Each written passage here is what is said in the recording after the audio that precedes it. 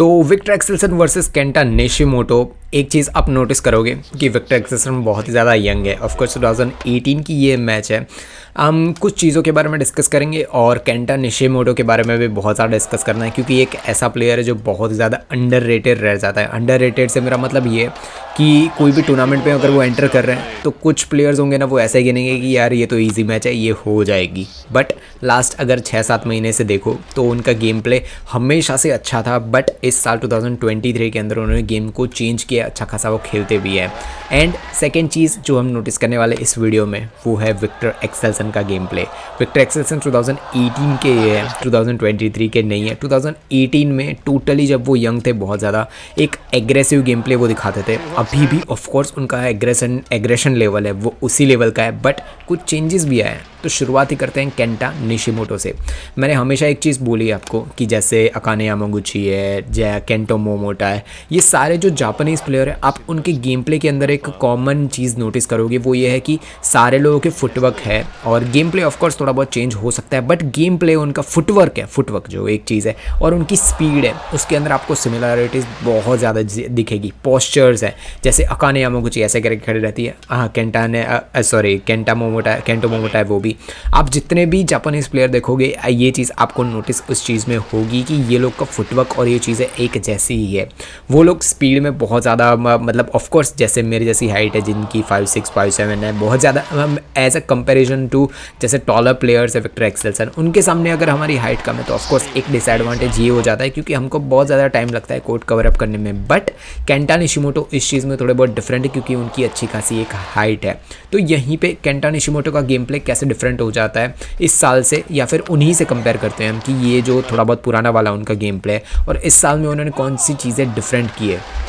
सबसे बड़ी चीज़ यहाँ पे जिस लेवल की स्पीड और गेम प्ले नया केंटा निशिमोटो दिखा रहे हैं, उसके अंदर एक सबसे बड़ी चेंज ये आया है कि उन्होंने स्पीड अप थोड़ी बहुत कर दी है। Speed up in the sense जैसे ये फुटवर्क है, सिंपली वो कॉर्नर पे जा रहे हैं, मूव कर रहे हैं, आप जैसे आप ये रैली देख ही सकते हो। बट इसके अंदर जैसे वो मूव कर रहे हैं इसी तरीके से, इसी स्पीड को आप 1.25 से कर दो स्पीड को, जैसे आप यूट्यूब वीडियो भी देखते हो 1.25 पे स्पीड पे चेंज करते हो। सिमिलर सेम चीज़ उन्होंने फुटवर्क में थोड़ी बहुत चेंजेस किए और स्पीड अप कर दिया उन्होंने। ये चीज़ उनको बहुत ज़्यादा हेल्पफुल रही है। उनका गेम प्ले बहुत ज़्यादा 2023 के अंदर चेंज हो चुका है। ये एकदम से 2023 में नहीं हुआ, पिछले साल के जो हाफ ईयर हो गया था तब से उन्होंने ये चेंजेस लाने शुरू कर दिए थे। बट वो बोलते हैं ना कि एक कंफर्ट लेवल नहीं आ पा रहा था, जबकि अब जब हम स्पीड बढ़ाते हैं तो ऑफकोर्स आपका स्टेमिना ज़्यादा वो मतलब आपको चाहिए होता है आपके रेडी सर्वाइव करने के लिए, गेम प्ले सर्वाइव करने के लिए। वो चीज़ थोड़ी बहुत उनसे नहीं मतलब पिछले साल में नहीं हो पा रही थी, इस साल उन्होंने उसे भी कोप अप कर लिया और भाई बहुत ही बढ़िया गेम प्ले वो दिखा रहा है। एक चीज़ जो 2018 के ये वाले केंटा निशिमोटो और आज के केंटा निशिमोटो में डिफरेंट है वो है upper body game play. Upper body game play से मेरा मतलब ये है कि जब वो फोरहैंड पीछे लेने जाते हैं, पीछे वाला ओवरहेड लेने जाते हैं, आप देखोगे कि पूरा हाथ दोनों खुल जाते हैं उनके मारते टाइम। जो बैलेंस होना चाहिए, आप जब भी कोई भी प्लेयर को पीछे जाके ओवरहेड जब भी मारने जाए उस चीज़ पे नोटिस करना, आप उनका एक बैलेंस देखोगे। राइट हैंड लेफ्ट हैंड या फिर लेफ्ट ही होंगे तो लेफ्ट हैंड और राइट हैंड के बीच में एक आपको बैलेंस दिखेगा और अपर बॉडी मूव भी करेगी।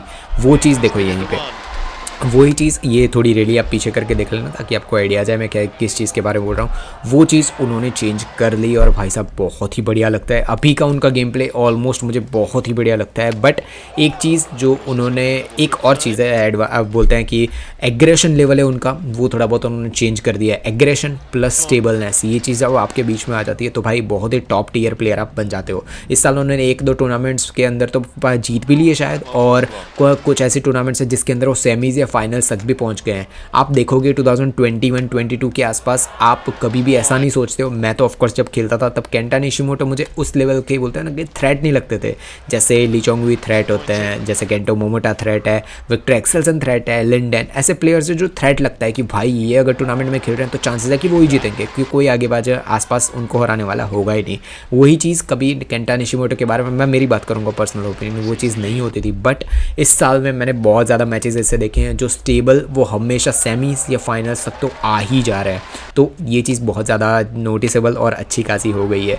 विक्टर एक्सेल्सन के बारे में बहुत ज़्यादा डिस्कशंस हमने पिछले कुछ वीडियोज़ में भी किए हैं, बट एक चीज़ जिसके बारे में मैंने डिस्कस नहीं किया है वो है बोलते हैं ना कि जल्दी से जल्दी मुझे पॉइंट चाहिए जैसे कोई भी शॉट आया मुझे पॉइंट चाहिए उसके अंदर, वो चीज़ ईगरनेस एक बोलते हैं ना, वो ये यंगर जो था ना विक्टर एक्सेल्सन उसके अंदर था कि ये पाया ये शॉट मुझे पॉइंट चाहिए इसके अंदर, मतलब जो भूख एक टाइप की बोलते हैं ना कि पॉइंट लेने की, वो चीज़ ये यंगर वाले में थी। और वही चीज़ उन्होंने टाइम बाय टाइम थोड़ी बहुत चेंजेस किए हैं कि वो वेट करते हैं। अब जो 2023 वाला 2022 23 ये 2 साल और 21 भी गिन लो, जब वो गया जीते थे वो अपना ओलंपिक्स जीते थे, तब से ही गिनना शुरू कर दो कि उनके अंदर जो गेम प्ले है ना, जैसे उनका गेम प्ले आप बहुत ही ज़्यादा स्टेबल बोल सकते हो। वो वेट करेंगे कि कौन गलती करेगा, सामने वाला गलती करेगा तब वो पॉइंट देते हैं। ऑफ कोर्स 1-2 मैचेस इस साल भी ऐसी हुई है जिसके अंदर उनको ऐसा दिखा कि यार ये एकदम मतलब ईगर हो गए जैसे पुराने वाले थे वैसे, बट वो वापस नेक्स्ट टूर्नामेंट आई वो स्टेबल वापस हो गए। तो यही चीज़ विक्टर एक्सेल्सन को बोलते हैं ना कि जो यंगर सेल्फ थी जो अभी खेल रहा है कि हर एक पॉइंट है ना उस पर वो फिनिश करने के लिए देख रहे थे। ये देखो स्मैश मार रहे हैं, अभी ड्रॉप पे देखो, यहाँ पे फिनिश करने की ही ट्राई करेंगे वो, मेजॉरिटी ऑफ द टाइम्स वो एग्रेशन ही दिखाएंगे।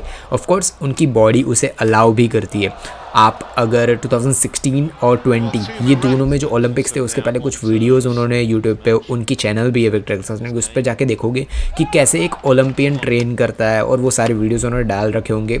एक आप बोल सकते हो कि बहुत ही बढ़िया लेवल की उन्होंने गेम प्ले चेंज करी है। और एक और चीज़, उनको पता नहीं ब्रीदिंग में या उसमें शायद प्रॉब्लम है, तो उन्होंने उनका जो होम टाउन है ना डेनमार्क, वो छोड़ के वो दुबई में ट्रेन करते हैं, NAS शायद वहाँ पे जाके ट्रेन करते हैं। उसका रीज़न सबसे बड़ा कि वहाँ पे अच्छे से वो ब्रीदिंग ले पाते हैं। तो ये भी चीज़ होती है कि कौन सी चीज़ आपके लिए बेटर वर्क कर रही है। मैंने देखा है कि उन्होंने जब भी वो कंट्री चेंज करके यहाँ पे उसके बाद उनको वो उस लेवल का वो बोलते हैं ना कि वो तकलीफ़ वो हर बार टूर्नामेंट्स होते थे उसके बाद भी बोलते थे कि उनको थोड़ी बताते नहीं थे हमेशा, बट ये चीज़ आती रहती थी कि उनको थोड़ी बहुत तकलीफ सांस लेने में उसमें होती है। मुझे पूरी उस चीज़ के बारे में नहीं पता, बट जितना मुझे पता है वही बता रहा हूँ।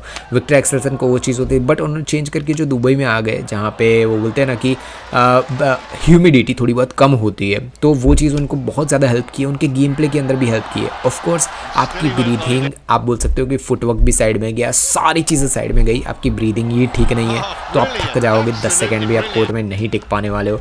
तो वही चीज़ चेंज जब भी विक्टर एक्सेल्सन ने की उनके लिए हेल्प कर दी है। ये सारी चीज़ें तो बेसिक हो गई। अब नेक्स्ट चीज़ जिसके बारे में डिस्कस करेंगे हम केंटा निशिमोटो के बारे में, वो ये है कि जो टेक्स्ट बुक बोलते हैं ना कि एक बेसिक पर्टिकुलर, जैसे एग्जांपल ले ले आन सेयंग और चेन लॉन्ग, जो मैंने पिछले वीडियो में बात किया था। आन सेयंग और चेन लॉन्ग तो मेरे लिए ओपिनियन में सबसे बेस्ट फुटवर्क है इन दोनों का।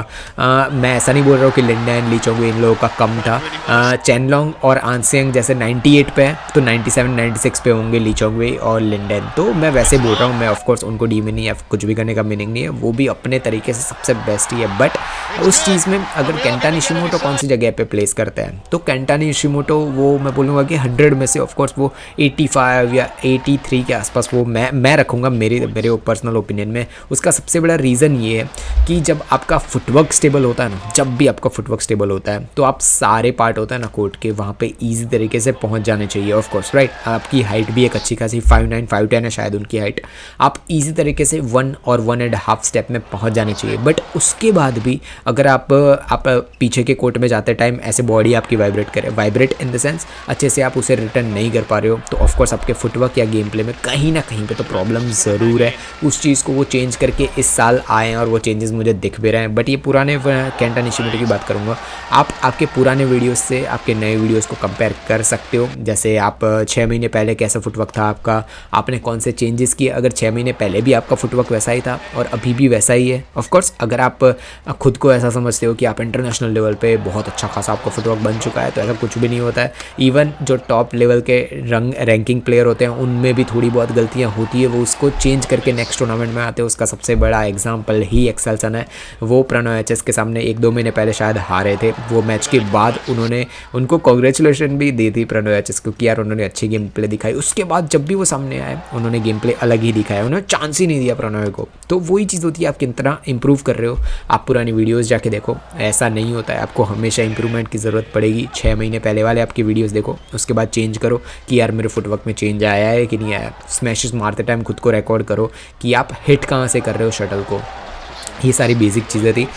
एक और चीज़ जो यंग विक्टर एक्सेल्सन के अंदर थी और जो उनको बहुत ज़्यादा हेल्प करती थी वो ये है कि जब आप बहुत ज़्यादा एग्रेसिव और बहुत ज़्यादा मतलब बहुत फास्ट खेलते हो तो उसके अंदर एक और चीज़ ऐड हो जाती है कि आप एरर बहुत ज़्यादा करनी शुरू कर देते हो। एरर से मतलब ये है कि बाहर मारना शुरू कर देते हो। इसका सबसे बड़ा मैं एग्जांपल ही दे दूं, इस साल जो सैन लक्ष्य थे, वो आप कनाडा ओपन देखो या फिर जितने भी इस साल के जितनी सैन लक्ष्य की गेम प्ले देखो, आपको लगेगा कि यार क्या टॉप टियर प्लेयर है, बट उनकी गेम प्ले जितनी फास्ट और जितना स्मैशिंग वो खेल रहे हैं उतनी एरर करते हैं। बट एक चीज़ जो ये यंगर सेल्फ है ना, जो विक्टर एक्सेल्सन की 22-23 ईयर के हैं, वो शायद वो गलती नहीं करते थे, वो ये है कि 10 में से 10 शॉट्स है उसके अंदर से एक ही वो एरर करेंगे, एक या दो शायद होगी मैक्स टू मैक्स। तो यही चीज़ डिफरेंस बना देती है। एक आप बोलते हैं ना कि टॉप लेवल के ओलंपियन और दूसरे प्लेयर्स के अंदर से चेंज आपके अंदर यही आ जाती है, आप कितने कम एरर कर रहे हो। एरर से मतलब मेरा सिंपल ये है कि आप गिफ्ट्स कितनी ज़्यादा दे रहे हो। ऐसे थोड़ी होते हैं, अगर आप सामने वाले को गिफ्ट देते जाओगे तो ऑफकोर्स आपको मैच हारनी ही है, इम्पॉसिबल है आप जीत जाओ इतने ज़्यादा गिफ्ट्स देने के बाद। तो आप ट्राई करो जितना आपसे हो सके उतने एरर्स कम करो।